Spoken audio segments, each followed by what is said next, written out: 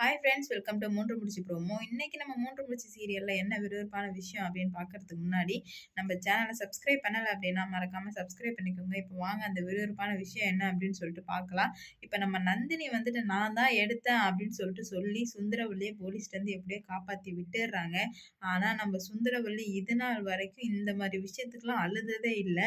வேற வழியே இல்லாம ஏன்னா பக்காவா பிளான் போட்டு அப்பையிலேருந்தே அமைதியா வந்துட்டு இருந்தாங்க நம்ம சுந்தரவல்லி.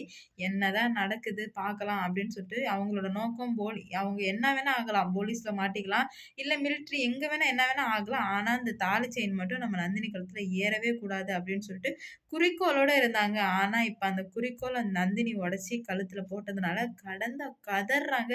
என்னடா இது சுந்தரவல்லி இந்த மாரி விஷயத்துக்குலாம் அழுவாங்களா? அப்படின்ற மாரி சிரிப்பு தாங்க வருது அவங்கள பார்த்தா. பாவம் ஏன் இப்படி பண்றாங்கன்னே தெரியல. ஒரு விஷயத்துலயும் தோத்து போறதுனால அவங்களால கண்ட்ரோல் பண்ண முடியல போல.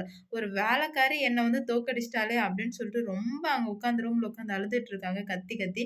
அப்பதான் வந்துட்டு மாதவி, சுரேகாவும் என்னடா இது அம்மா வாய்ஸ் கேட்குதே அப்படின்னு சொல்லிட்டு போய் பார்த்தீங்க அப்படின்னா, அவங்க அம்மா உட்கார்ந்து அழுதுட்டு இருக்காங்க.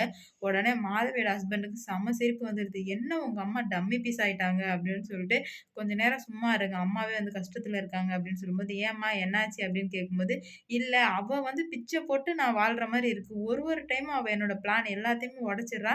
என்ன பண்றதுன்னே தெரியல. எனக்கு ரொம்ப ஓவர் பிபி பிரஷரா ஏறுது அப்படின்னு சொல்லிட்டு சொல்லும்போது, "விடும்மா எல்லாம் சரியாயிடும்" அப்படின்னு சொல்லும்போது, "இல்ல எதுவுமே சரியாகாது.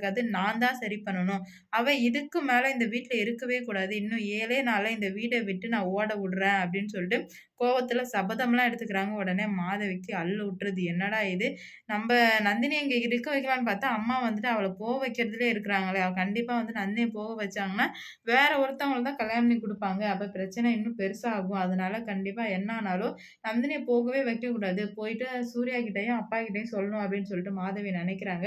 அப்பதான் வந்துட்டு நம்ம சுந்தரவல்லி வந்துட்டு எனக்கு உதவி பண்ணுவீங்களான்னு கேட்கும்போது, உடனே அப்படின்ற மாரி தலையாட்டுறாங்க. ஆனா வந்துட்டு அவங்க கண்டிப்பா வந்துட்டு செய்ய போறது இல்ல. ஏன்னா, அவங்களுக்கு எந்த விஷயத்துல காரியம் நடக்கணுமோ, அந்த விஷயத்துல தான் எப்போதுமே மாதவி, சுரேகா அவங்க ஹஸ்பண்ட் 3 பேருமே இருப்பாங்க. இதுல வந்து கண்டிப்பா துணை நிக்க போறதில்ல.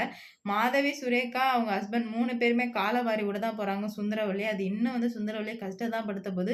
சுந்தரவல்லி கஷ்டப்படுறது யாருக்கெல்லாம் ரொம்ப ரொம்ப பிடிக்கும்னு நெனச்சீங்களா? அவங்க வந்து கமெண்ட்ல மறக்காம ரெட் கலர் ஹேட்ட வந்து போட்டு விட்டு போங்க. அதுக்கப்புறம் சுந்தரவல்லி வந்துட்டு, இத் அ இவள இந்த வீட்ட விட்டே ஓட விடணும் அப்டின்னா, நான் ஃபர்ஸ்ட்டு அவள இங்க இருக்கவே கூடாது.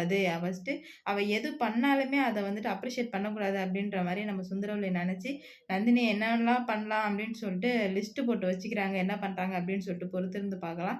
இந்த வீடியோ பிடிச்சிருந்தா லைக் பண்ணுங்க, ஷேர் பண்ணுங்க, கமெண்ட் பண்ணுங்க. இது போன்ற வீடியோ சீரியல் அப்டேட் தெரிஞ்சுக்க நம்ம சேனல மறக்காம சப்ஸ்கிரைப் பண்ணிக்கோங்க. ஓகே பை வரட்டா?